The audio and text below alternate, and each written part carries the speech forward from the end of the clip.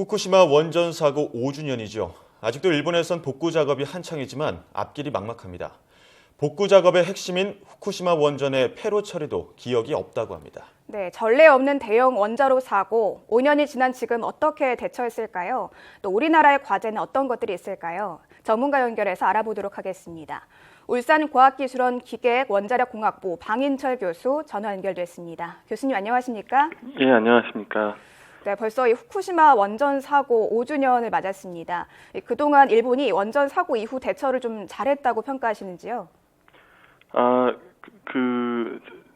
전혀 잘했다고 보지는 않습니다. 네. 그러나 이제 다만 그 대형 재난재해를 자연재해라는 측면에서 그 실수가 많았지만 기본적으로 재난 안전에 강한 경험이 있고 또 새로운 기술들을 많이 대거 동원하는 등 현재까지 최선을 다해 노력하고 있다는 것은 엿볼 수 있습니다. 네, 전반적으로는 이 대처를 잘 못했다라는 평가를 해주셨는데 저희가 앞서 간략하게 좀 설명을 드렸던 것처럼 이 후쿠시마 원전의 폐로 처리도 중요하지만 기약이 없다 이렇게 알고 있습니다.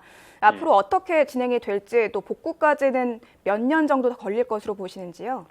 예, 기본적으로 이제 그 복구라는 얘기는 저희가 이제 방사선 물질이 노출돼 있는 상태이기 때문에 네. 방사선 선량을 기준으로 저희가 말씀드릴 수 있겠습니다. 그래서 연간 저희가 1mSv 정도 받으면 안전하다고 보는데 기준이 보통 이제 그 국제적으로 정한 기준은 한 10mSv 수준으로 낮아지면 그 사람이 들어갈 수 있는 환경으로 보고 있습니다.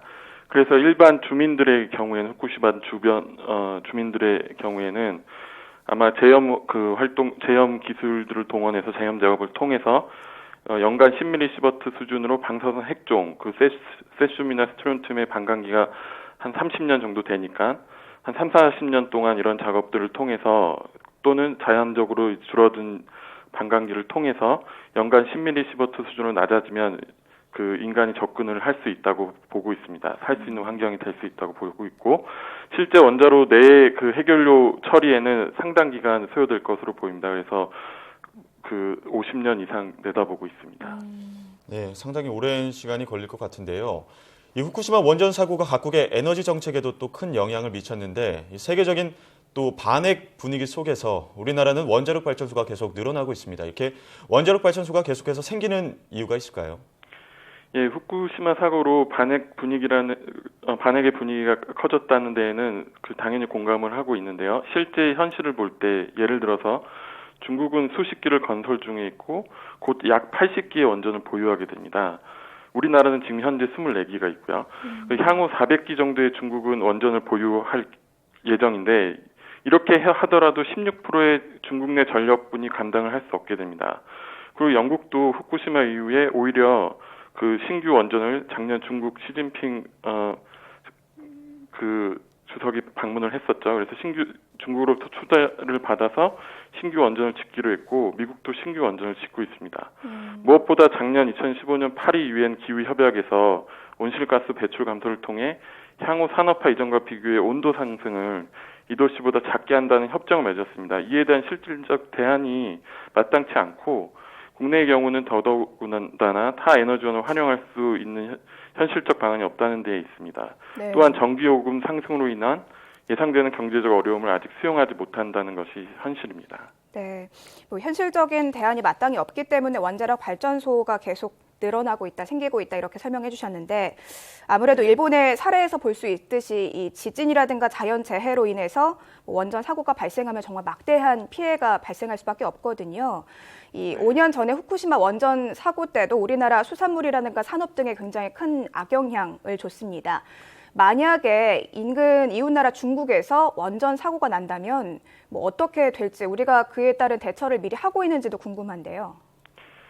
예,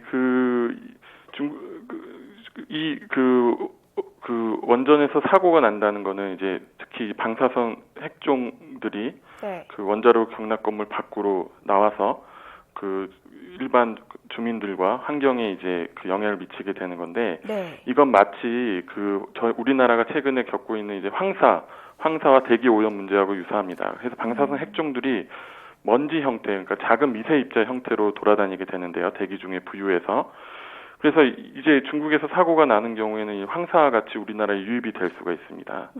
따라서 이제 정부에서 이러한 문제를 인식해서 동북아 원자력 안전 협의체를 한중일 삼국이 주도하여 이제 만들었고, 원전 사고와 안전 규제에 있어서 이제 정보 공유와 함께 이제 공동 노력을 하고 있습니다. 예를 들어서 기술적으로도 보기에는 이제 그 대기 오염을 저감시킬 수 있는 뭐 인공 강우 기술 같은 것들이 앞으로 필요할 수 있겠죠. 네, 그럼 뭐 인공 강우 기술 같은 것들을 우리가 취득하기 위해서 노력을 하고 있나요, 실제로? 예, 실제로 그 원자력계에서 그 고민을 하고 있는 것으로 알고 있습니다. 특히 예. 한수원에서는 그 후쿠시마 직후에부터 이러한 문제들에 대해서 그 조사를 하고 있는 것으로 알고 있습니다. 예. 예, 또 비상 대피 구역이 인근 주민들의 비상 대피 구역이 사고가 났을 때 인근 주민들의 대피 구역이 30km라고 들었는데요. 이게 실질적으로 주민들에게 안전한지, 또 만약 실제로 원전 사고가 나서 방사능이 누출이 되면 원전 주변의 지역 주민들은 어떻게 대처를 해야 될까요?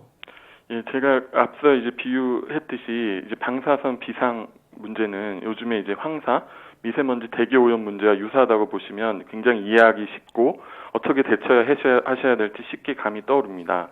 방사선을 뿜는 물질들이 미세 입자 형태로 바람을 타고 이동을 하게 되므로 이를 인식해서 대피 소개 등의 조치를 취하거나 받으시면 되는데요. 이제 실제 정확한 명칭은 방사선 비상 계획 구역의 긴급 보호 조치 구역입니다. 예. 각 원전 지역의 지형적 특성, 기류 특성을 고려해서 30km 범위로 되어 있고 최대 30km로 설정돼 있습니다.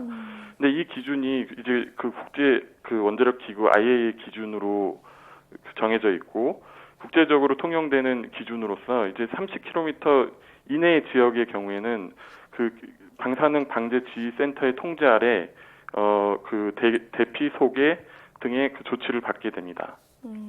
예. 그렇군요. 그렇다면 이 원전 사고 무엇보다 미리 일어나지 않도록 예방하는 게 제일 중요할 것 같은데요. 우리나라의 원전 안전성 선진국과 비교했을 때 어느 정도 수준이라고 볼 수 있을까요?